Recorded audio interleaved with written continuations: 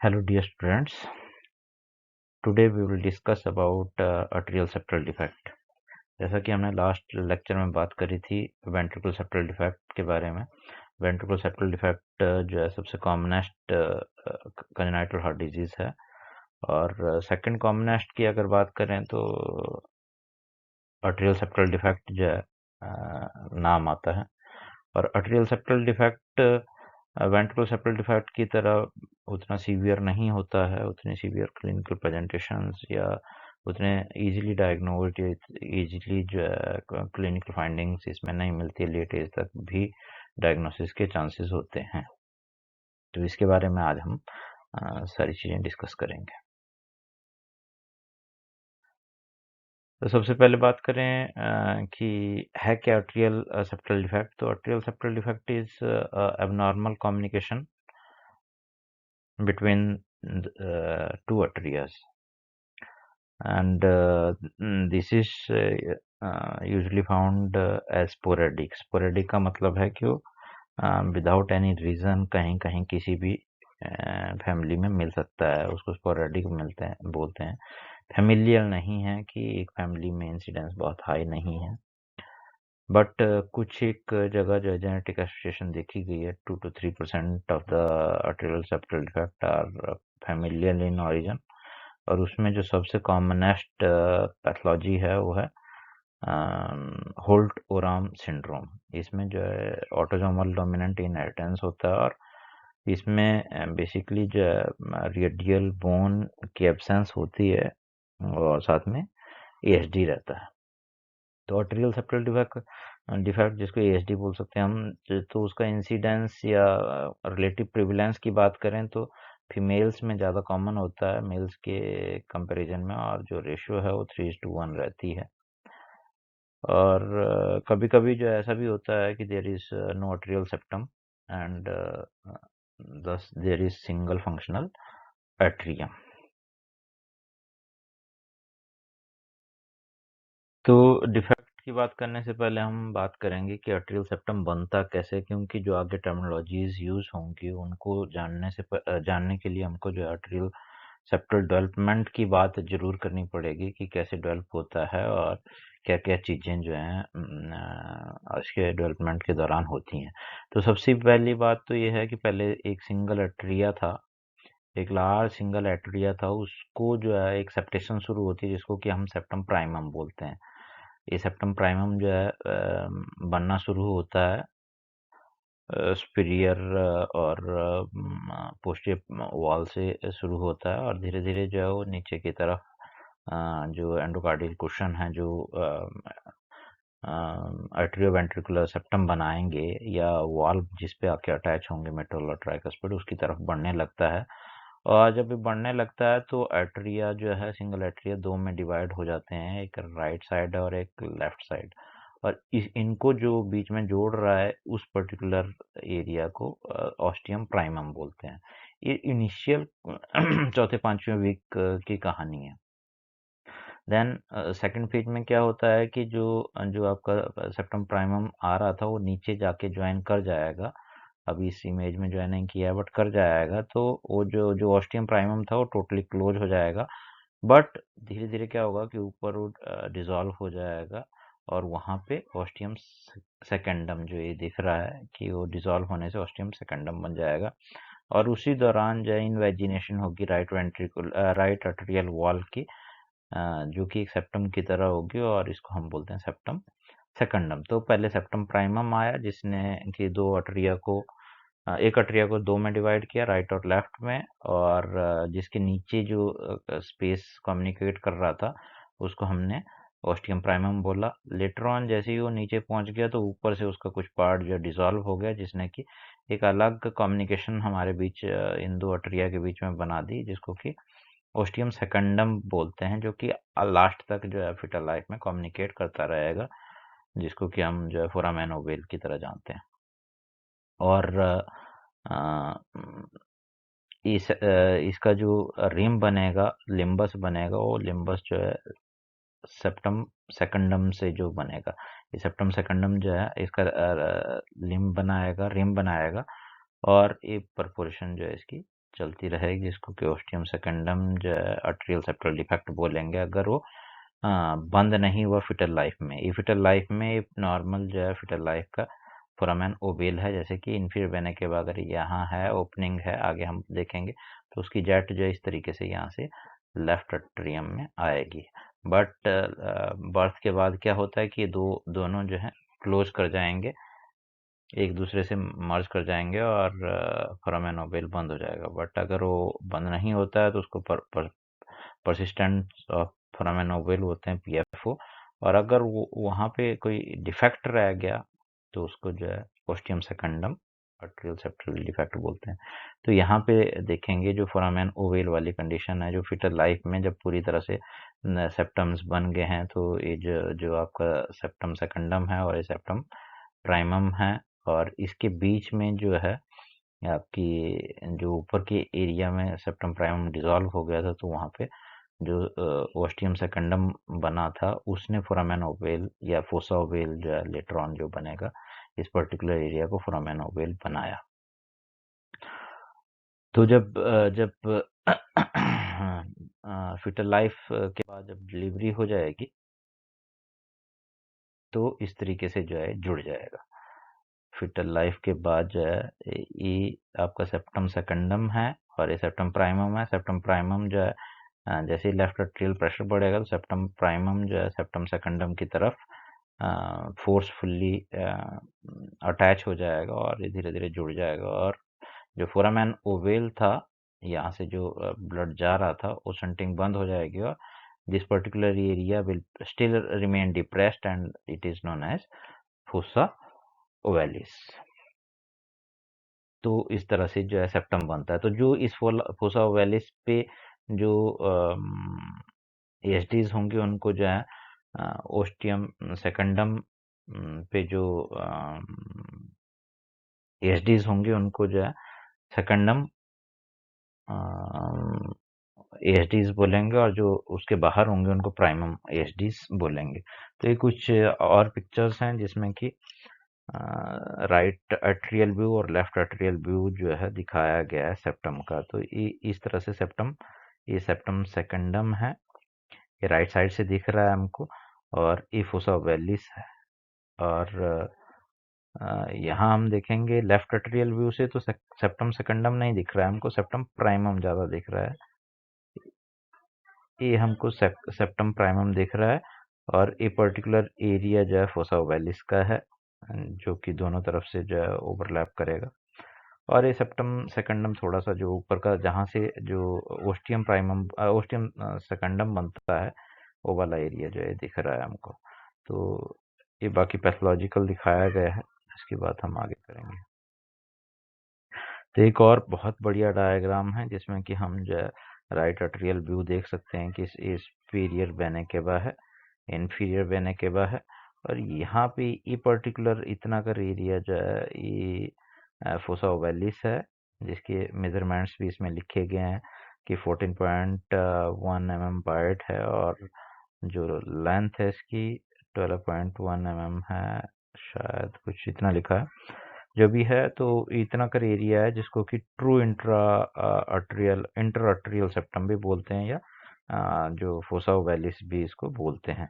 और इसी fossa ovalis में जो एएसडीज होते हैं उनको जो हम सेकेंडम टाइप एएसडी बोलते हैं। इसके अलावा जो है यहाँ पे जो होंगे ओ प्राइमम टाइप में होंगे, जो अट्रियोवेंट्रिकुलर सेप्टम को भी इन्वॉल्व करेंगे, एंडोकार्डियल कुशन को भी इन्वॉल्व करेंगे। और ये पर्टिकुलर स्टिचियन वॉल हमारे को नीचे दिख रहा है। तो एक इसकी एनाटॉमी बहुत डीप है, अगर जाना चाहें तो एक ट्रायंगल यहाँ बनती है, तो उतना ज़्यादा डीप हम बात नहीं करेंगे, बट इनको समझने के लिए जो इतना कर जानना चाहिए। ये जो है ओरिजिनल पिक्चर है हार्ट के अंदर की, तो ये हमको फोसा ओवेलिस सब यहाँ इतना ये दिख रहा है, और यहाँ स्टिचियन जो वाल्व था, रिसेस था, वो हमको दिख रहा है। ट्राइकस्पिड वाल्व है, यहाँ पे हमको जो है कॉर्नरी साइनस की ओपनिंग दिख रही है। तो इस तरह से जो है सेप्टम की एनाटॉमी इस तरह से बनती है। अब बात करें कि अब बात आती है टाइप्स ऑफ एएसडी की, कि कितने टाइप के एएसडी होते हैं और कहाँ कहाँ कॉन्स्टिट्यूटेड होते हैं। तो बेसिकली जो है 3 तरह से या 4 तरह से एएसडीज हो सकते हैं। मेन जो कॉमनेस्ट एएसडी है वो ओस्टियम सेकेंडम टाइप है, बाकी लेस कॉमन होते हैं। तो ओस्टियम प्राइमम टाइप की बात करें तो they are placed inferior to fossa ovalis, जो मैंने पहले बताया कि नीचे होंगे। आगे की इमेजेस में हम फिर से देखेंगे कि कहाँ प्लेस्ड होते हैं। तो फोसा ओवैलिस जो हमको दिख रहा था, जो डिप्रेशन दिख रहा था राइट साइड से, राइट साइड वॉल जो सेप्टम की है, राइट साइड से जैसा सेप्टम दिखता है उसमें फोसा ओवैलिस जो दिख रहा था, उसमें उससे नीचे जो प्लेस्ड होंगे उनको सब ऑस्टियम प्राइमम बोलेंगे।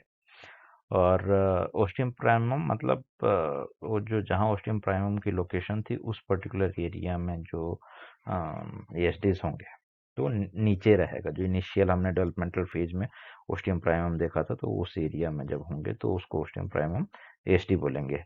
And they are usually associated with cleft in anterior leaflet of mitral valve with or without cleft in septal tricuspid leaflet। तो बेसिकली जो है क्या होता है कि जब प्राइमम सेप्टम प्राइमम नीचे आ रहा होता है और ओस्टियम प्राइमम को कवर कर देता है, तो उस टाइम जो कुशन टिश्यू होता है जो atrioventricular septum as well as mitral valve और ट्राइकस्पिड वॉल्व को बना रहा होता है, जब वो आपस में नहीं जुड़ते हैं तो नेचुरली वहाँ पे एक आध वॉल्व की डिफॉर्मिटी ओस्टियम प्राइमम के साथ हमेशा मिलेगी, चाहे वो मिटल वॉल्व की है चाहे वो सेप्टल वॉल्व की है। सेप्टल जो वॉल्व ऑफ ट्राइकस्पिड वो है सेप्टल जो लीफलेट है ट्राइकस्पिड का उसमें होगी। देन जो सबसे कॉमनेस्ट एएसडी है वो ओस्टियम सेकेंडम है। तो they are located on fossa ovalis. बार बार बात कर रहे हैं कि फोसा ओवैलिस पे ओस्टियम सेकेंडम के ऊपर जो होंगे उनको जो है ओस्टियम सेकेंडम टाइप एएसडी बोलेंगे। एंड दे में एक्सटेंड इन्फीरियर और सुपीरियरली। फोसा ओवैलिस से थोड़ा ऊपर नीचे भी जा सकते हैं, but mostly they will be located on fossa ovalis and they are 10 times more common। तो 10 टाइम ज़्यादा कॉमन है वो सेप्टम प्राइमम जो ostium primum type of ESD से। दे कैन बी सिंगल और मल्टीपल और फेनेस्ट्रेटेड भी हो सकता है, जालीदार जैसा जो फोसा ओवैलिस है वो जालीदार हो तो उसको फेनेस्ट्रेटेड जो है एसडी बोलते हैं। और साइज जो है इसका 2 सेंटीमीटर या उसके ज़्यादा जब होगा तब जो है वो सिम्टम कॉज करता है। थर्ड टाइप जो है साइनस वेनोसस टाइप डिफेक्ट हैं, जिसमें कि superior vena cable inferior vena cable opening के आसपास जो है एएसडी होगा वो डायरेक्ट जो है कम्युनिकेट करेगा लेफ्ट अट्रियम से, तो उसको साइनस वेनोसस डिफेक्ट बोलते हैं।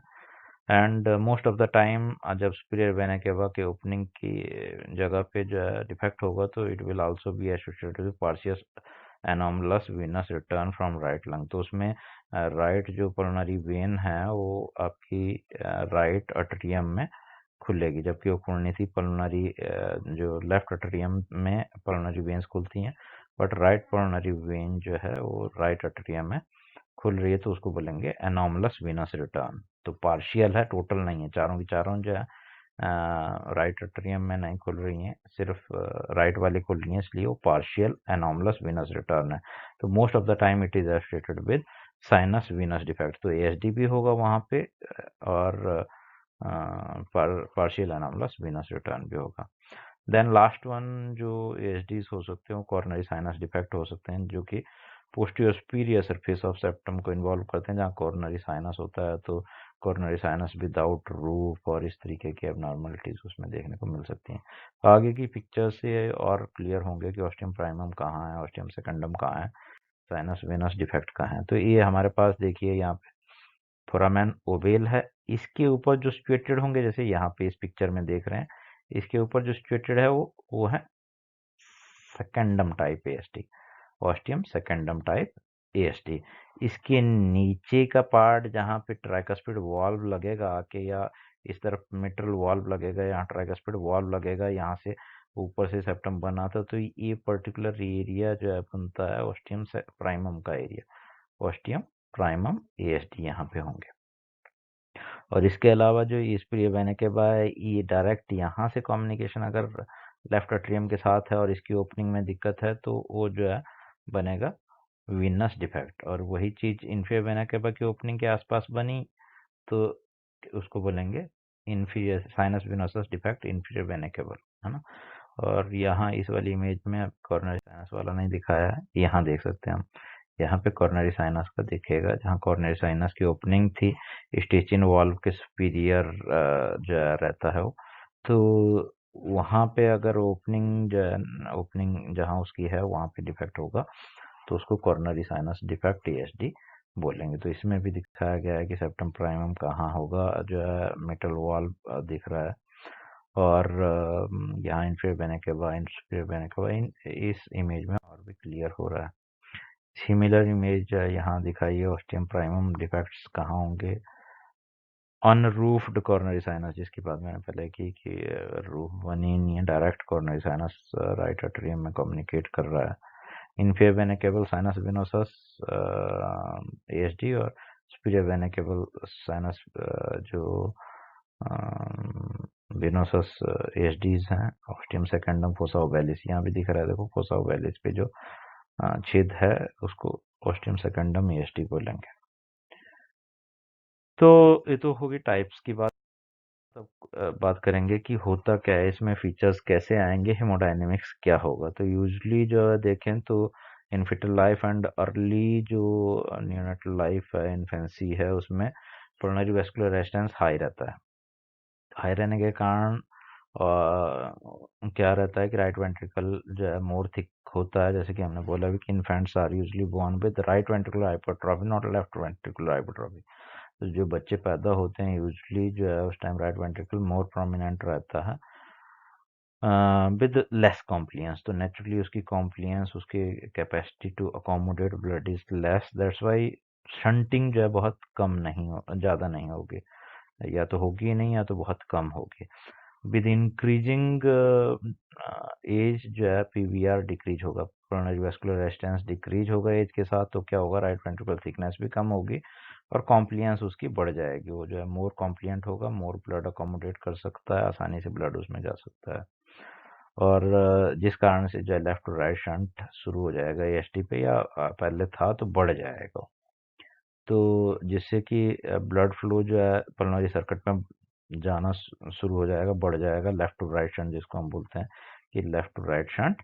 और प्री ट्राइकस्पिड हमने दो बात करी थी जब क्लासिफिकेशन की बात करी थी ESD में, सॉरी जब CSD की क्लासिफिकेशन की बात करी थी तो हमने वहाँ पे फिजियोलॉजिकल क्लासिफिकेशन में बात करी थी। Pre tricuspid left to right shunts के अलग फीचर्स होते हैं और पोस्ट ट्राइकस्पिड के अलग होंगे। पोस्ट ट्राइकस्पिड में यूजली जो है राइट वेंट्रिकल डायलेटेशन की जरूरत नहीं होती है, डायरेक्ट जो है शंटिंग होती है, और हाई फ्लो जो है मेटल वाल्व के थ्रू होता है, तो जो मरमर प्रोड्यूस होती है डिलेड डायस्टोलिक मरमर जो है मेटल वाल्व पे होती है, ना कि ट्राइकस्पिड पे। जबकि प्री ट्राइकस्पिड जैसे ESD एग्जांपल है उसका, या टोटल एनोमलस वेनस ड्रेनेज है, तो उसमें जो है लार्ज फ्लो जाएगा ट्राइकस्पिड के थ्रू। तो जो है पल्मोनरी सर्किट में ज़्यादा ब्लड जा रहा है तो नेचुरली राइट एट्रियम में ब्लड ज़्यादा आ रहा है, वेंट्रिकल और आर्टरी में ज़्यादा ब्लड आ रहा है, और इस कारण से जो है पल्मोनरी सर्किट में ब्लड ज़्यादा जा रहा है, और वो वही ब्लड जो है वापस लेफ्ट एट्रियम में आएगा, और इस तरह से साइकिल चलता रहेगा। तो लेफ्ट एट्रियम से right atrium, right ventricle, pulmonary circuit, फिर लेफ्ट एट्रियम, फिर राइट एट्रियम, तो इस तरीके से जो है उसका सर्किट चलता रहेगा और इससे क्लिनिकल फीचर्स प्रोड्यूस होंगे। तो यूजली जैसे हमने बात करी कि पल्मोनरी वेस्कुलर रेजिस्टेंस ज़्यादा होता है और राइट वेंट्रिकुलर कॉम्प्लियंस कम होती है। यही बात जो है पोस्ट ट्राइकस्पिड जो CSDs होती हैं उनमें ventricular compliance, right ventricular compliance मायने करती है, बट इतनी ज़्यादा मायने नहीं करती जितनी ESD में करती है। वहाँ पे डायरेक्ट शंटिंग हो रही होती है VSD के थ्रू पल्मोनरी ट्रंक में, तो वहाँ पे राइट वेंट्रिकुलर कॉम्प्लियंस कम भी है तब भी जो है शंटिंग होगी, बट यहाँ शंटिंग के लिए आपको राइट वेंट्रिकुलर जो कॉम्प्लियंस है वो डिक्रीज करनी जरूरी है। इसलिए जो है most of the time symptoms होते ही नहीं है पहले 2 साल तो, या फिर बहुत छोटा ESD है तो थ्रू आउट लाइफ जो हमको सिम्टम नहीं मिलेंगे, और एक्सीडेंटली जो हम प्रेजेंस ऑफ मरमर के कारण जो है ESD डिटेक्ट करते हैं। और CCF जो कंजेस्टिव कार्डियक फेलियर है वो चाइल्डहुड में होता ही नहीं है, बहुत लेट एज में, ओल्ड एज में या लेट एडल्टहुड एज में जो है यूजुअली ESD से CCF होता है। चाइल्डहुड में ESD के कारण CCF नहीं होता।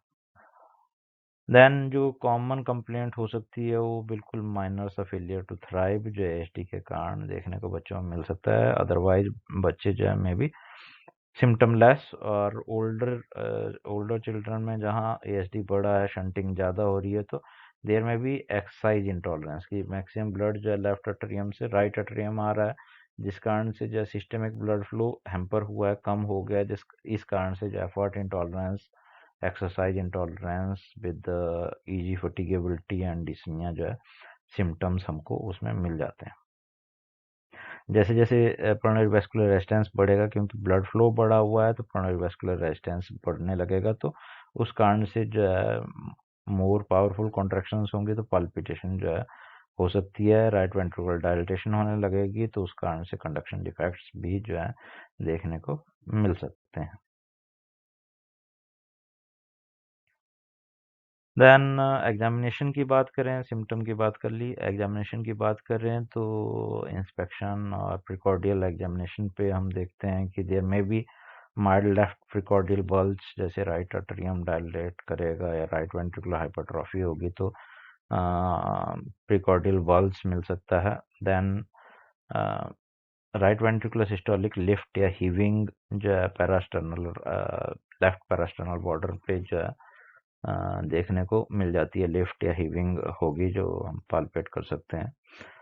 Then apex will be of right ventricular type, क्योंकि right ventricular power of contraction जो है ज़्यादा होती है, तो उस तरफ जो है आपको पैक्स शिफ्टेड सा लगेगा।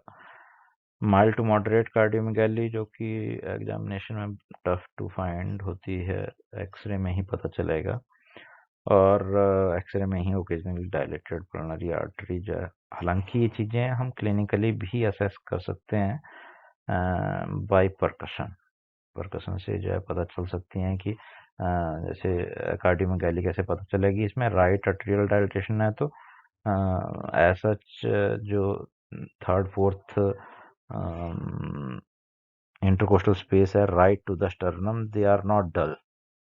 जो राइट एट्रियम है बिहाइंड स्टर्नम तक रहता है, बट जब डायलिटेशन होती है तो राइट साइड भी आ गया है, देयर विल बी डलनेस, जो कि इंडिकेट करता है राइट एट्रियल डायलिटेशन, और जिसमें कि कार्डियोमेगाली हो सकती है। इसी तरीके से कोरोनरी आर्टरी की डायलिटेशन हम जो है देखते हैं लेफ्ट सेकेंड इंटरकोस्टल स्पेस पे अप टू 2 सेंटीमीटर जो है डलनेस होती है। अगर डायलेटेड कोरोनरी आर्टरीज हैं तो वहाँ पे डलनेस और भी ज़्यादा मिलेगी परकशन पे। तो परकशन की फाइंडिंग्स है, बट क्लिनिकली इतने ज़्यादा जो है लोग ध्यान नहीं देते हैं। However they can be identified clinically as well.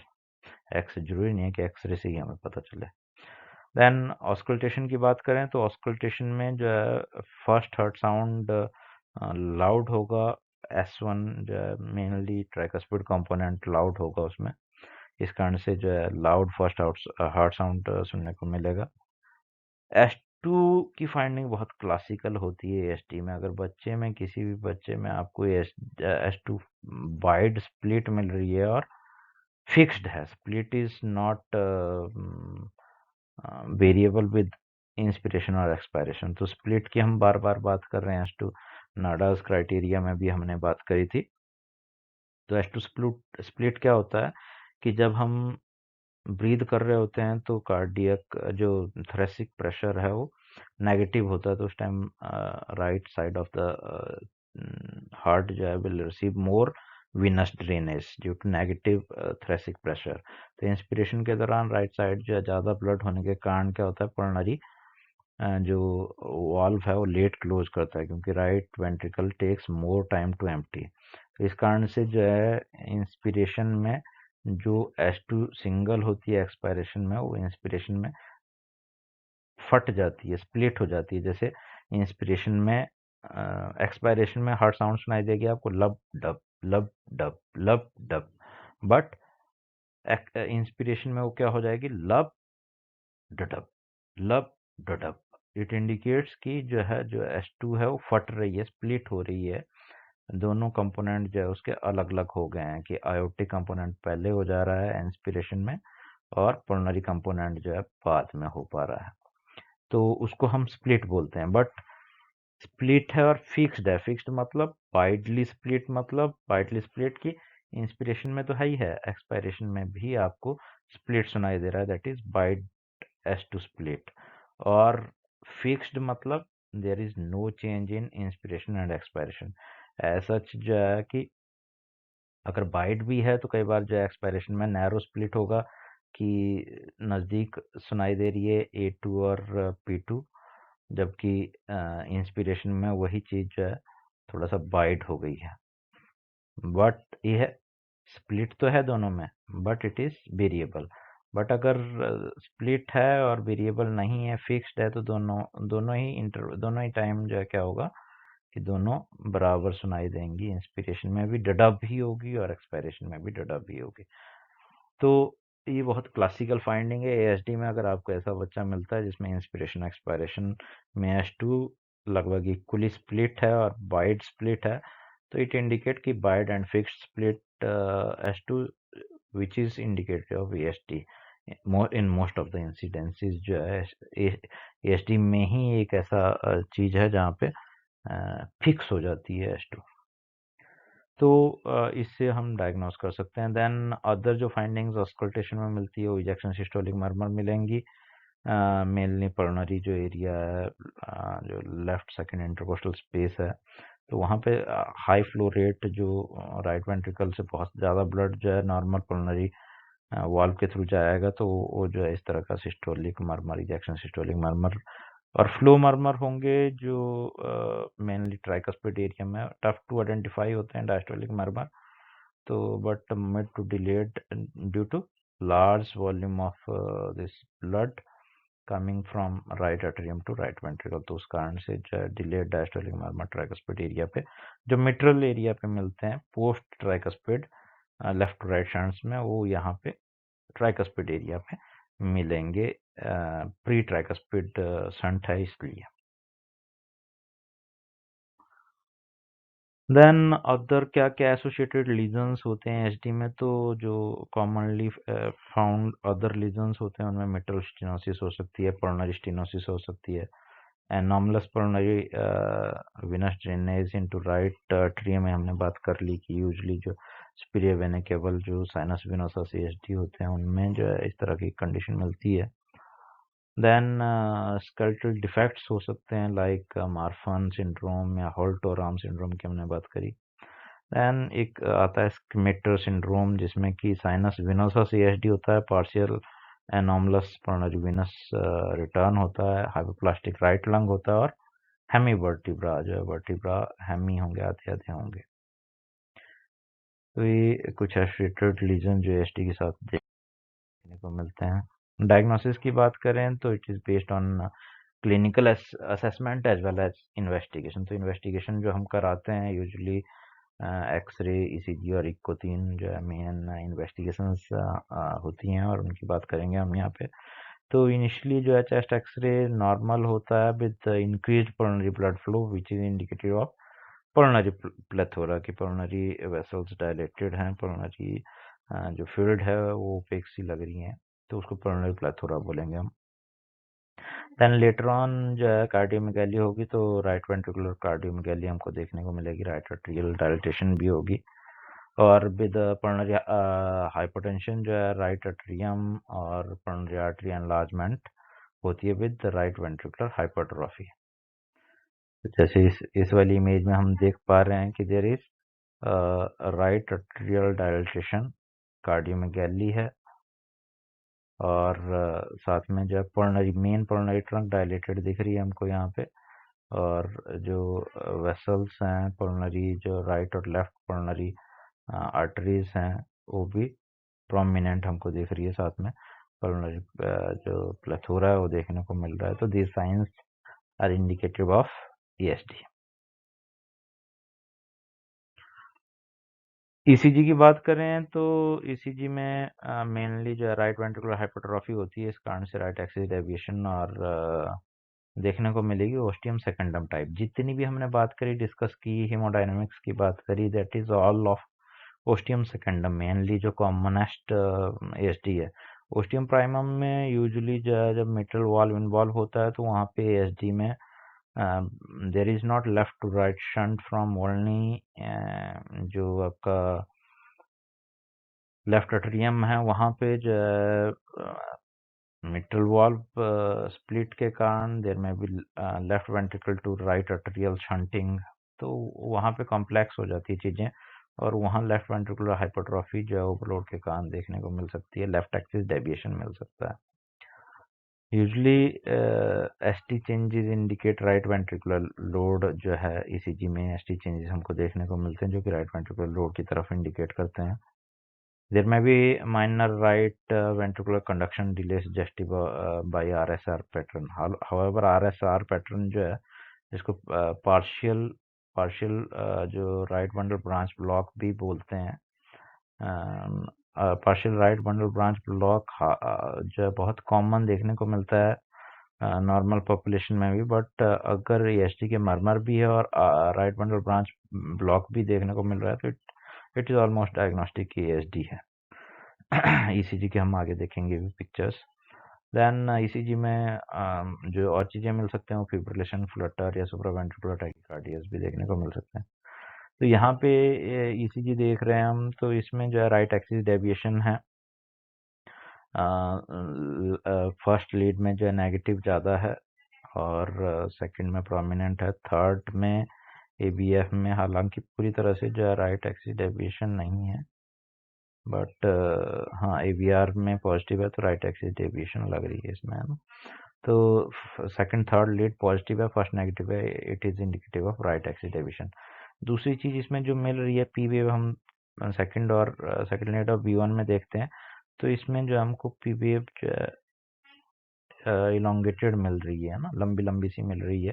जैसे वहाँ पे वीएसटी में मिट्रल पी मिट्रेल या पी टर्मिनल की बात करी थी, बाइफेजिक पी वेव या नॉच्ड पी वेव होती थी। यहाँ पे जो है अगर राइट अट्रियल डायलेटेशन है तो पी वेव इंडिकेट्स अट्रियल डिपोलराइजेशन। तो राइट अट्रियल डिपोलराइजेशन अगर हो रही है ज़्यादा उससे, तो उसमें जो है पीक्ड पी वेव, इसको पीक्ड पी वेव या पी पल्मोनल भी बोलते हैं, तो वो जो है पल्मनरी साइड की जो प्रॉब्लम्स हैं उनके कारण जो इस तरह से पी वेव मिलती है। तो इसमें दिख भी रही है कि लंबी लंबी सी पी वेव्स हैं। देन इसमें हल्का सा इस इमेज में क्लियर नहीं है बट देख सकते हैं आप दो आर वेव्स हैं, जैसे नॉच्ड सी है, ऐसे B1 और B2 में भी दिख रहा है RSR पैटर्न। एक और साइन मिलता है इसमें क्रोचेटेज साइन, जो कि लेटर एज में एएसडी वाले लोगों में मिलता है, जिसमें कि इंफीरियर लीड्स जो भी हैं उनमें आपको नॉच्ड आर वेव मिलेगी। यहाँ पे दिख रही है, यहाँ पे दिख रही है और यहाँ पे दिख रही है, that is known as this crochetage sign. और इसमें एडिशनल फाइंडिंग आपको राइट बंडल ब्रांच ब्लॉक की दिख रही है RSR pattern. This is first R wave और देन सेकंड आर वेव। तो RSR पैटर्न जो है हमको इसमें दिख रहा है, और साथ में जो क्रोचेटेज साइन है कि नॉच्ड आर वेव्स जो हमको इन्फीरियर लीड्स में मिल रही है, तो it is indicative of ASD. तो डायग्नोसिस इससे बन जाएगा कि एएसडी। देन इको की बात करें तो इको में हमको राइट वेंट्रिकुलर साइज इंक्रीज मिलेगा, पैराडॉक्सिकल वेंट्रिकुलर सेप्टल मूवमेंट मिलेगा। ऐसा जो है वेंट्रिकुलर सेप्टल मूवमेंट होता है लेफ्ट से राइट की तरफ ड्यूरिंग जो है सिस्टोल। यहाँ पे राइट टू लेफ्ट हो जाएगा, उल्टा हो जाएगा, राइट वेंट्रिकल एनलार्ज्ड है, इस कारण से जो है राइट टू लेफ्ट जो है वेंट्रिकुलर सेप्टल मूवमेंट मिलेगी। Location and size of ESD जो हम इसमें आइडेंटिफाई कर सकते हैं। Then cardiac catheterization studies usually not needed, but अगर नीडेड हैं, अगर करते हैं एग्जैक्ट साइज और इनको देखने के लिए जो है, तो हमको ऑक्सीजन सेचुरेशन राइट एट्रियम में ऐसा फ्लो आ रहा है लेफ्ट एट्रियम से, तो ऑक्सीजन सेचुरेशन बढ़ा हुआ मिलेगा। अदर जो है सपोर्टिव इन्वेस्टिगेशन हम सिर्फ कोमॉर्बिडिटीज और इन चीज़ों के लिए, एनीमिया तो नहीं है, इन चीज़ों के लिए HbCbC ESR वगैरह करा सकते हैं। कॉम्प्लिकेशन की बात करें तो जो पल्मोनरी आर्टेरियल हाइपरटेंशन की या पल्मोनरी हाइपरटेंशन जिसके कारण जो रिवर्सल ऑफ शंट और एस्मेंजर सिंड्रोम एस्मेंजराइजेशन होती है, left to right to left हो जाता है, तो जैसे वीएचडी में कॉमनली होता था देखने को, वो यहाँ पे रेयर होता है और 20 साल से पहले तो होता ही नहीं है। तो बहुत रेयरली जो है पल्मोनरी हाइपरटेंशन इसमें देखने को मिलती है। आर्टेरियल डिसएरिथमिया जो फ्लटर और फिब्रिलेशन की बात करी थी, आर्टेरियल फिब्रिलेशन या डिसएरिथमिया, वो इसमें हो सकता है क्योंकि आर्टेरियल डायलेटेशन इसमें हो जाती है। देन ट्राइकस्पिड या मिट्रल रिगर्जिटेशन अगर लीफलेट इन्वॉल्व हैं तो जो है जैसे प्राइमम टाइप में सीसीएफ रेयरली देखने को मिलता है, बट बहुत बड़ा शंट है तो हो सकता है। इन्फेक्टिव एंडोकार्डाइटिस के सबसे ज़्यादा इंसिडेंस वीएचडी में होते हैं, बट इसमें भी इन्फेक्टिव एंडोकार्डाइटिस हो सकती है। मैनेजमेंट में यूजली जो मेडिकल मैनेजमेंट है वो chest infection left to right shunt है, तो chances are there that more and more lung infections, lower respiratory tract infection हो तो उनकी ट्रीटमेंट करना। एंडोकार्डाइटिस की प्रोफाइलैक्सिस जैसे उसमें हमने बात करी थी, टॉन्सिलेक्टोमी है या टूथ एक्सट्रैक्शन है, एडिनोइडक्टोमी है, इस तरह के, या कोई प्रोसीजर कर रहे हैं, यूरिनरी कैथेटराइजेशन कर रहे हैं, तो वहाँ पे प्रोफाइलेक्टिक एंटीबायोटिक्स हमको देनी है to prevent infective endocarditis. Surgical treatment की बात करें तो यूजुअल जो नेचुरल हिस्ट्री होती है वो 1/3 ऑफ द ईएसडी में क्लोज स्पॉन्टेनियसली, बट जो ईएसडी क्लोज करते हैं usually they will close by the age of 2 years. जब तक वो डायग्नोज ही नहीं होते उससे पहले ही यूजुअली जो है वो उनके क्लोजर होने के चांसेस होते हैं। समटाइम ईएसडी में increase with the age, size of the ESD में इंक्रीज विद द एज, क्योंकि यहाँ पे जो है जैसे जैसे सेप्टम का साइज बढ़ेगा, राइट और लेफ्ट आर्टेरियम का साइज बढ़ेगा, तो ईएसडी भी बढ़ सकता है। But closure of ESD is must, क्योंकि लेटर एज में जो सीसीएफ कॉज कर सकता है, या यहाँ पे जो एम्बोलाइजेशन हो सकती है, थ्रोम्बस बन सकते हैं, सिस्टेमिक एम्बोलाइजेशन भी हो सकती है कि फिब्रिलेशन हुआ और थ्रोम्बस राइट आर्टेरियम में बन के लेफ्ट आर्टेरियम में चला गया, और सीसीएफ के चांसेस तो हैं ही है, पल्मोनरी आर्टेरियल हाइपरटेंशन के चांसेस भी लेट एज में हैं। सर्जिकल जो क्लोजर है वो पैच ग्राफ्ट क्लोजर है या कैथेटराइजेशन करके जो है यूजुअली आजकल बहुत आसानी से जो है सेकेंडम टाइप की एसटी की जो है कार्डियक कैथेटराइजेशन से ही जो है क्लोजर हो जाता है, ओपन सर्जरीज करने की जरूरत नहीं होती है। बट अगर सेकेंडम टाइप नहीं है तो उन सब में जो ओपन सर्जरी होगी, चाहे वो sinus venosus with partial anomalous जो विनस रिटर्न है या ostium primum type of ASD है, तो उनमें जो है क्लोजर जो है हमको करना है तो उसमें सर्जरी करनी पड़ेगी। Otherwise most of the secundum type ASDs can be closed by cardiac catheterisation. Ideally जो सर्जरी की है वो 5 से 10 साल के बीच में सर्जरीज हो जानी चाहिए। Late surgery carries risk of high operative mortality की ओटी टेबल पे ही जो डेथ हो गई, या एरिथमिया या सीसीएफ के चांसेस लेट सर्जरीज में होते हैं, क्योंकि वहाँ पे पल्मोनरी आर्टेरियल हाइपरटेंशन भी हो सकती है, या राइट वेंट्रिकुलर वॉल की कॉम्प्लियंस, मसल के इशू, मायोकार्डियम के इश्यूज वो सारे हो सकते हैं। तो this is all about ASD. तो हमने दो जो है सीएसडीज की बात कर ली, अब बाकी दो की हम जो है नेक्स्ट कमिंग लेक्चर्स में बात करेंगे। पीडीए पेटेंट डक्टस आर्टरियोसस बहुत इंपॉर्टेंट है हाई एल्टीट्यूड में, प्री टर्म्स में, और एक टेट्रोलॉजी ऑफ फैलेट जो most commonest cyanotic congenital heart disease है, तो उनको कमिंग लेक्चर्स में हम डिस्कस करेंगे। अगर आपको कोई भी क्वेरीज होती हैं तो आप जो है प्लीज़ कमेंट करें या हमको व्हाट्सएप पे मैसेज करें, कॉल करें, बट क्वेरीज जरूर करें, सजेशन जरूर दें। Thank you all.